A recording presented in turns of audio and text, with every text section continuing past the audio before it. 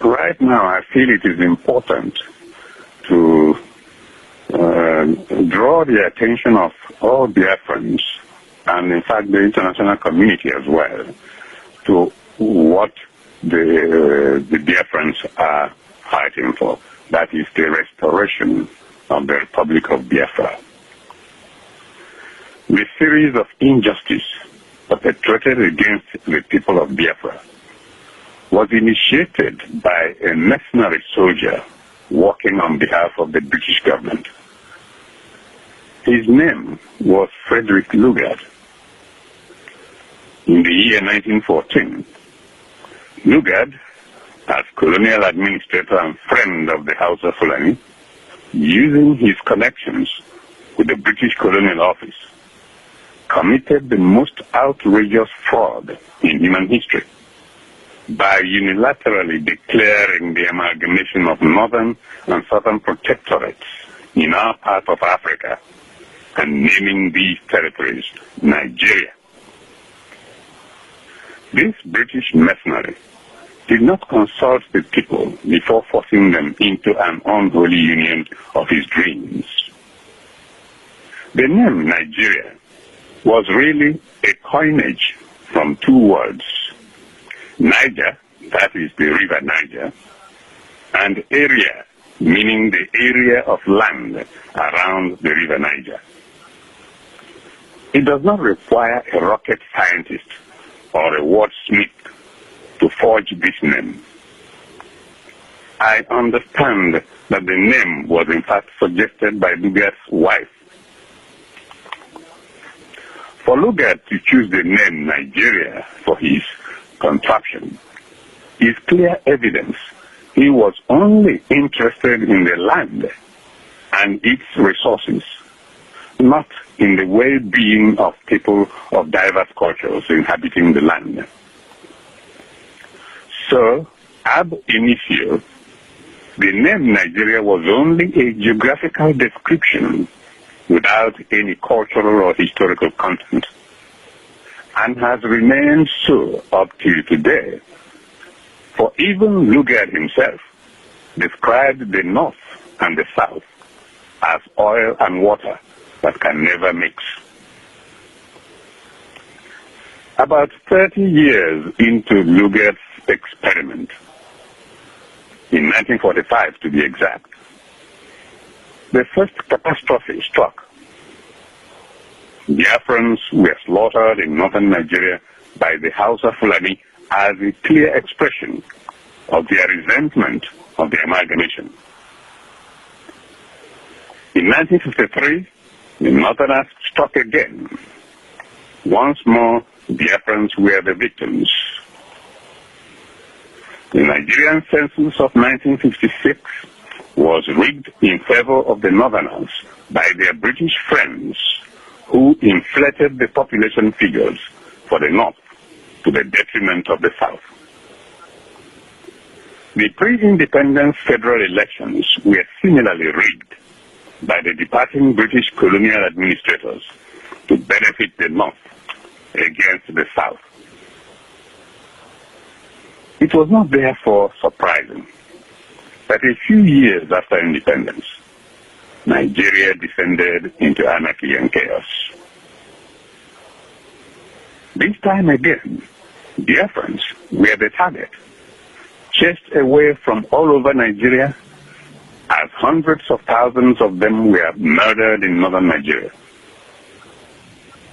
In May, July, August, September, and October 1966, Biafrans were hounded and massacred all over northern Nigeria by the House of Fulani shouting Araba, Araba, meaning secession. The bruised and battered Biafrans returned to the safety of their homeland to nurse their wounds, abandoned by the federal government of the country to which they were supposed to belong. A national conference was held in Aburi, Ghana, under the chairmanship of General Ankara, the Ghanaian head of state. Far-reaching agreements aimed at keeping Nigeria together were concluded between General Yakubu Gowon, representing Nigeria, and General Chukwuemeka Odumegwu representing the people of Biafra. But in a most arrogant display of power, Nigeria unilaterally annulled those agreements. The Biafrans had no other choice but to declare their independence on May 30, 1967. Instead of allowing Biafrans to nurse their wounds in the peace of their homeland, Nigeria, propelled by sheer hatred and arrogance of power, declared a war of aggression against the beleaguered Biafrans. Nigeria wanted the land of Biafra without the people of Biafra, and conducted a 3-year genocidal war to achieve that purpose. At the end of it all, about 3.5 million Biafran men, women, and children were killed in their homeland. I have never read anywhere that people of different cultures and religions had been forced to unite by sheer military means. The American Civil War was a unique case. Prior to that war, all the states had voluntarily consented to join the Union after a gruesome war of independence against the British. But when the southern states refused to give up slavery and decided instead to secede from the Union, the northern states, led by Abraham Lincoln, took up arms against the South as a matter of principle. The North believed that since all men were created equal, it was unjust for people to own slaves as private property. The American Civil War was not in reality to unite the country, but a war in defense of human rights to life, liberty, and pursuit of happiness.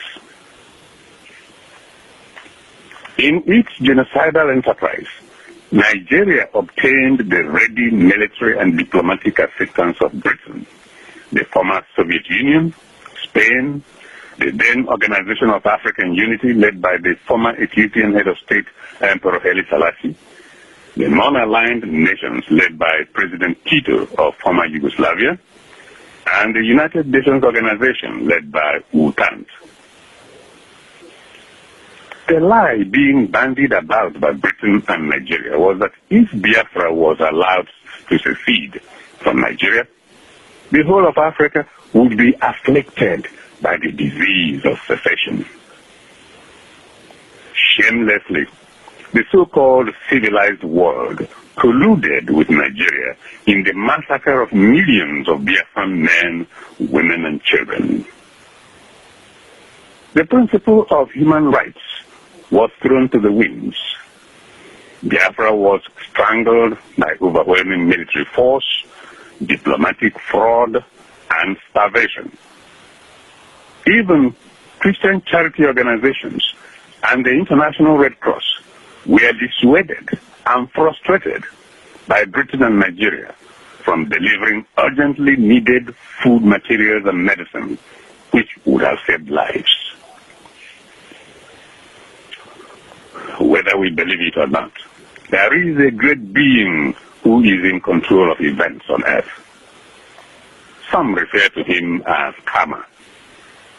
We call him God.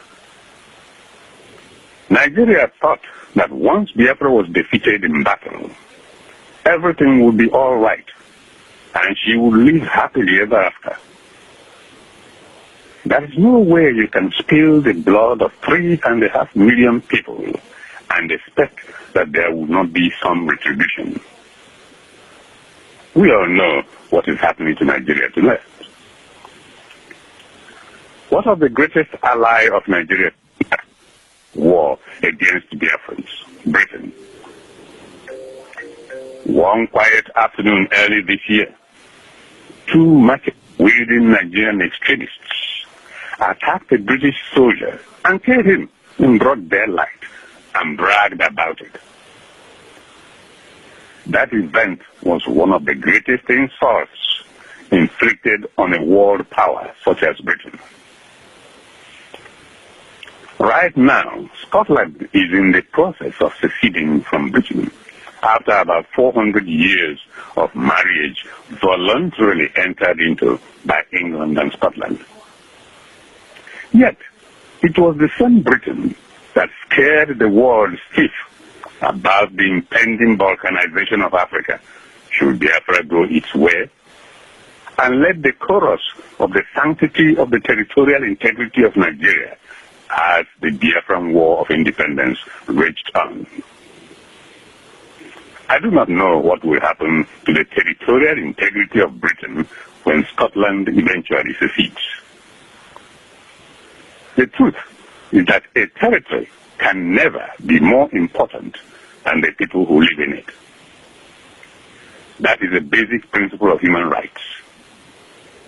But the British government, under the leadership of Harold Wilson, did not believe that the Biafran people were entitled to the same human rights which British people enjoyed. That is why Harold Wilson is one of the least respected world leaders today. As leader of the Organization for African Unity, Emperor Haile Selassie of Ethiopia campaigned against the existence of Biafra because he believed that if he was allowed to exist, the province of Eritrea, which was then part of Ethiopia, would secede. But in spite of Haile Selassie, Eritrea is now an independent nation. What about President Tito of Yugoslavia? As leader of the non-aligned nations, President Tito campaigned against Biafra because he feared that his country would break if Biafra were allowed to exist. Where is Yugoslavia today? In the dustbin of history. Out of the ashes of Yugoslavia emerged 4 or 5 countries in spite of President Tito. Now, the former Soviet Union supplied Nigeria with all the MiG fighter planes with which it terrorized, killed, and maimed Biafran men, women, and children in their homes, in marketplaces, in schools, in churches, in hospitals, and in refugee camps. Where is the great Soviet Union today? In the dustbin of history. From the ashes of the former Soviet Union emerged 15 independent countries, including Russia. What of Egypt? While it was not clear whether the Egyptian government cooperated with Nigeria during its war against Biafra, it was common knowledge that Egyptian pilots were responsible for the indiscriminate bombing and strafing of civilian targets that accounted for the loss of thousands of lives. They were probably mercenaries who did not want to risk their lives and therefore avoided raiding the war fronts. Since they must discharge their bombs and kill some people, they frequently went for soft targets such as markets, schools, and hospitals. After all, they knew they were engaged in a war of extermination anywhere, and the civilized world was behind it. See what is happening in Egypt today. Not so good. By contrast, the 5 countries that recognized Biafra, namely Tanzania, Zambia, Gabon, Ivory Coast, and Haiti, have enjoyed peace and stability till today. Their heads of state at the time of the Biafran saga, namely Dr. Marimu Julius Nyerere, Dr. Kenneth Kaunda, Mr. Omar Bongo, Mr. Ufe Boigny, and Papa Doc, François Duvalier, were some of the most respected statesmen in the world.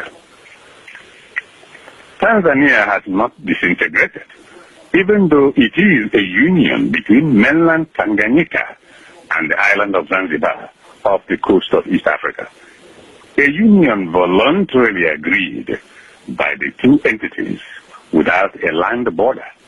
but with strong cultural and historical ties.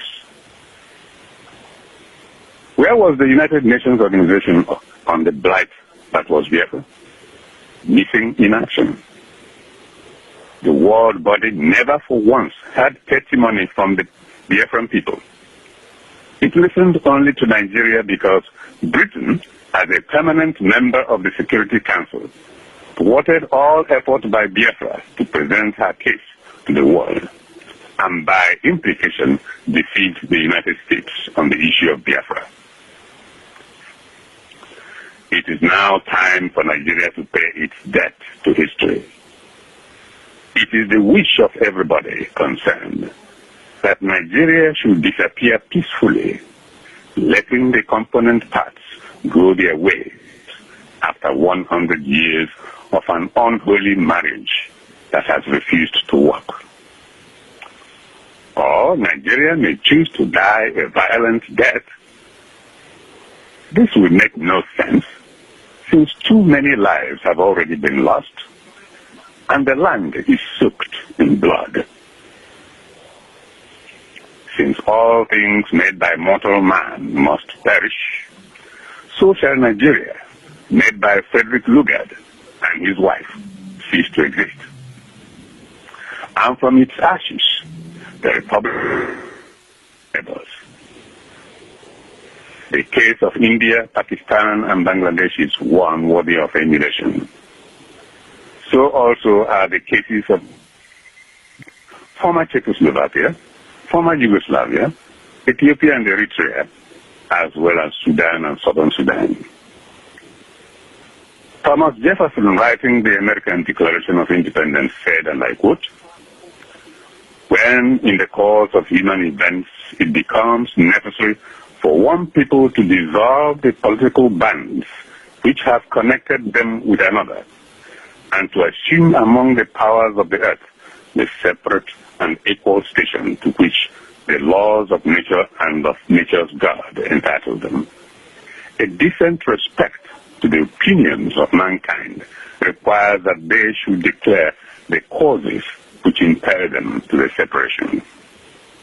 We hold these truths to be self-evident, that all men are created equal, and they are endowed by their Creator with certain inalienable rights, and that among these are life, liberty, and the pursuit of happiness." This idea goes back to Athens of the 5th century BC, when Socrates spoke of a law of God respected by all, barbarian and Greek alike, or in the Antigone of Sophocles from the 5th century BC, when Antigone appealed to the law of God that is the same for all over the world, and justifies any action that might break the laws of men. Cicero defined natural law in his works of moral values as the law of God revealed in the reason of his universe. It is one law, valid in all places and in all times. It will be the same in Athens and in Rome and in every future nation to come, for that law rests with God, and there are consequences for breaking the law of God. I hope the United Nations will be alive to its responsibility this time around, and that the international community will stop playing games with African lives. The loss of 3.5 million Biafran lives can never be in vain. That would run counter to the principles of natural justice, laws of nature and of nature's God. The people of Biafra have waited all these years for reason and common sense to prevail, for justice to be done, so that old and current wounds can start to heal, and the spirits of 3.5 million Biafran men, women, and children can start to rest in peace. It is time for the restoration of the Republic of Biafra. God bless people of goodwill around the world, and God bless Biafra. Thank you.